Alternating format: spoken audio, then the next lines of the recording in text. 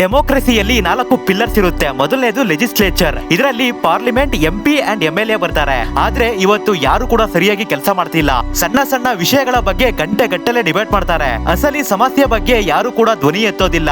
40% MPs meeting ಗೆ attend ಮಾಡೋಲ್ಲ and 47% minister ಗಳ ಮೇಲೆ ಕ್ರಿಮಿನಲ್ ಕೇಸಸ್ ಇದಾವೆ. ಎರಡನೇ ಪಿಲ್ಲರ್ ಎಕ್ಸಿಕ್ಯೂಟಿವ್. ಇದರಲ್ಲಿ PM, CM ಅಂಡ್ ಅಧಿಕಾರಿಗಳು ಬರ್ತಾರೆ. ಇವರ ಕೆಲಸ ಲಾ ಅಂಡ್ ಆರ್ಡರ್ ಮೇಂಟೈನ್ ಮಾಡಿ ಕಾನೂನುಗಳನ್ನ ಜಾರಿಗೊಳಿಸೋದಾಗಿರುತ್ತೆ. ಆದ್ರೆ ಇಲ್ಲಿ ಪವರ್ ತುಂಬಾ ಸೆಂಟ್ರಲೈಸ್ಡ್ ಆಗಿದೆ ಹಾಗೂ ಕರಪ್ಷನ್ ಪೀಕ್ ಲೆವೆಲ್ ನಲ್ಲಿ ಇದೆ. ಮೂರನೇದು ಜುಡಿಷಿಯರಿ. ಇವರ ಕೆಲಸ ಮಾನವ ಹಕ್ಕುಗಳನ್ನ ಕಾಪಾಡಿ ಅವರಿಗೆ ನ್ಯಾಯ ಕೊಡೋದಾಗಿರುತ್ತೆ. ಇಂಡಿಯಾದಲ್ಲಿ 5 ಕೋಟಿಗೂ ಹೆಚ್ಚು ಕೇಸಸ್ ಗಳು ಪೆಂಡಿಂಗ್ ಇದಾವೆ. ಇದರಲ್ಲಿ ಕೆಲವೊಂದು ಕೇಸ್ ಗಳನ್ನ ಸಾಲ್ವ್ ಮಾಡೋದಕ್ಕೆ ವರ್ಷಾನುಗಟ್ಟಲೆ ಸಮಯ ತಗೊಳ್ತಾರೆ. 4ನೇ ಪಿಲ್ಲರ್ ಮೀಡಿಯಾ. ಇವರ ಕೆಲಸ ಮೇಲಿನ ಎಲ್ಲಾ ಪಿಲ್ಲರ್ಸ್ ಗಳ ಸಮಸ್ಯೆ ಹಾಗೂ ಕರಪ್ಷನ್ ನ ಎಕ್ಸ್ಪೋಸ್ ಮಾಡೋದಾಗಿರುತ್ತೆ. ಆದ್ರೆ ಇವತ್ತು ಎಲ್ಲಾ ಮೀಡಿಯಾಗಳು ರಾಜಕೀಯ ಪಕ್ಷಗಳಿಗೆ ಸೋಲ್ಡ್ ಔಟ್ ಆಗಿದಾವೆ. ಅಂದ್ರೆ ಈ ಪಿಲ್ಲರ್ ಆಲ್ರೆಡಿ ಮುರಿದು ಹೋಗಿದೆ. ಬಾಕಿ ಎಲ್ಲಾ ಪಿಲ್ಲರ್ಸ್ ಗಳು ಬಿರುಕು ಬಿಟ್ಟು ನಿಂತಿವೆ.